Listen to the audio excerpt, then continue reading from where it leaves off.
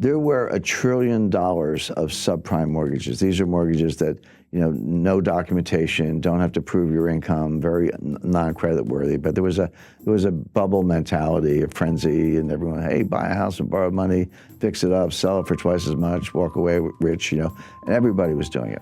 Mortgage default rates rarely get above 5%. 5% is really high in the mortgage market. So people were saying, smart people like Ben Stein, a financial analyst, but the central bank and others were like, well, okay, let's get crazy. Let's assume a 20% default rate, which has never happened, but just assume that's true. On $1 trillion of subprime mortgages, a 20% default rate would be a $200 billion loss, which was only slightly higher than the S&L crisis of the 1980s. Adjusted for inflation, it would have been a comparable loss. And the attitude was, well, we survived the 80s, we'll survive this. Yeah, it's bad, banks will take losses, stock prices go down a little bit, but we'll survive. What they missed is, yes, there was $1 trillion of subprime mortgages, but there were $6 trillion of derivatives. Yeah. That was invisible. So all of a sudden, 20% of that was $1.2 trillion. So you create derivatives out of thin air. Yeah. And there's no limit on how many you can have. They're off balance sheet, meaning give me the balance sheet of the company, I won't see them. You have to read the footnotes and then the information behind the footnotes. So non-transparent, unregulated, no limit on size. So the crisis was actually much worse than anyone realized. And then when it started to collapse, the contagion spread throughout the financial system. My point about 2008, it was because we did not learn the lessons of 1998 and we flew right into 2008. But once again, we have not learned the lessons of 2008, and we're going to fly right into the next storm. In 1998, Wall Street got together and bailed out a hedge fund. In 2008, the central banks got together and bailed out Wall Street. Who's going to bail out the central banks? In other words, the point is each crisis is bigger than the one before. The intervention gets elevated, larger dollar amounts, and are we now at the point where there's no one left to bail us out? And one of the questions I'm asked most frequently is, okay, Jim, I kind of follow your analysis on how risk works and how complexity theory and capital markets, how that works, but where's the crisis coming from? What's going to be the catalyst? It's actually a long list. Now, student loans, there are $1.6 trillion worth of student loans. So this will go, and kind of this gets to your point, Francis, how do capital markets and money markets and Fed policy kind of leach into debt and deficits? So when a lender, credit union, or anybody, or university makes a loan to a student, and the Treasury guarantees that loan, which they do, it's off budget. Again, it's not strictly a derivative, but it is non-transparent. So then the student defaults, and the credit union, the lender, simply turns to the Treasury and said, here's your loan file, pay me. And the Treasury pays the lender because they've guaranteed the loan. Now it's on the Treasury. But until that point, that loss is not on the books of the United States government. That loss is not part of the deficit. But when the Treasury writes the check to make good on the guarantee, it does go into the deficit. So we think deficits are high now, but there's this $1 trillion tsunami of student loan losses that's going to pile on top of the structural deficits and make it even worse. So all these things are, I spend all my time analyzing these things. I see them all. I can describe them.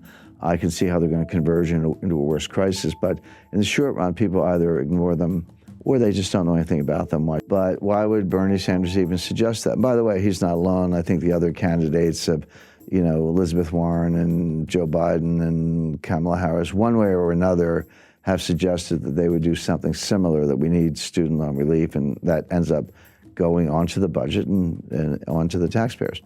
But there's a school of economics, and I talk about this in chapter 5 of my book.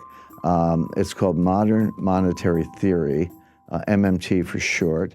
Everyday viewers, everyday people to know anything about it, but more to the point, economists don't know anything about it. This is a new school of economics, if you want to think of it that way. So there is this modern monetary theory, but the leading scholar of modern monetary theory is a lady named Stephanie Kelton, who's a professor at the State University of New York, but she's the financial advisor to Bernie Sanders. What modern monetary theory says is that actually there's no limit on the amount you can spend. You can spend as much as you want, and the market will either buy the debt, or if they balk, the Fed will monetize the debt. So how much debt is there relative to the size of the economy. This is called the debt to GDP ratio, but the way it's a simple fraction you learn in the 5th grade. How much debt divided by the size of the economy? So in a simple example, if you had $5 trillion of debt and a $10 trillion economy, that fraction would be 1/2. So you would say the debt to GDP ratio is 1/2 or 50%. Today, the debt is larger than the economy. That ratio is over 100%. We have round numbers, about $23 trillion of debt and about a $22 trillion economy. So the ratio is about 105%, highest since World War II. That troubles me, it troubles other economists. But my friend Stephanie says, what's the problem? You could take it to 150%, 200%, 250%. By the way, that's where Japan is. Japan's at 250%. Greece is 175% or so. Italy's 135%. They're all still standing. Go to the Ginza, it looks like Times Square. So you don't see visible signs of stress. And here's the irony. Ben Bernanke would absolutely not agree with this theory, and he said so publicly. But Professor Kelton says to Bernanke, you proved our point. You were the one who took the Fed's balance sheet and quadrupled it from 800 billion to 4.5 trillion or so. You proved that you can print trillions of dollars of money without causing inflation, without causing high interest rates, without causing a run on the bank. So all we're saying is, you did it to prop up Jamie Dimon's bonus. We wanted to do it to forgive student loans. We may have different policy objectives, but the process is the same. What's the problem? Now, of all the things I've debated, for years I was dragged into Bitcoin versus gold debates, which I thought were silly. I don't like Bitcoin, I do like gold, but it's like fish versus bicycles. The debate never made sense to me, even though I did a lot of them. Of all the things I've had to rebut, this was actually the most difficult because it's superficially appealing. First of all, legally it is true that the Fed can take their balance sheet as high as they want. There's no legal limit on the Fed's ability to print money. It is true that Japan has a much higher debt to GDP ratio, and they're still standing. It is true that the Treasury can borrow as much as they want, subject to periodic increases in the debt ceiling, which have never been denied. And the Fed can monetize the debt. So all the elements of the thesis are actually correct. So how do you refute it? And the answer is that legally it can be done. And if your goal is to print a lot of money and forgive student loans or give a guaranteed job or guaranteed basic income, whatever it is, in theory you could do that. But there is an invisible psychological boundary, and this is what the modern monetary theorists don't understand, and I don't think Ben Bernanke understands it. There comes a time when people wake up and they say, I don't know what's going on here, I don't have a PhD, but get me out of the dollar. It doesn't, and so I'll buy gold, I'll buy silver, land, oil, natural resources, buy a new car, buy a house. Get me out of the dollar into something tangible, because I no longer trust the monetary authorities. I no longer trust the Congress. I can't believe that you're going to spend this much money without ceiling, without limit, without causing inflation. My inflationary expectations will go up.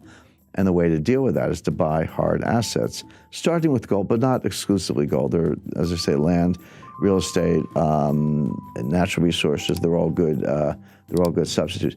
At that point, interest rates will skyrocket. All of a sudden, the bond market will have difficulty selling it.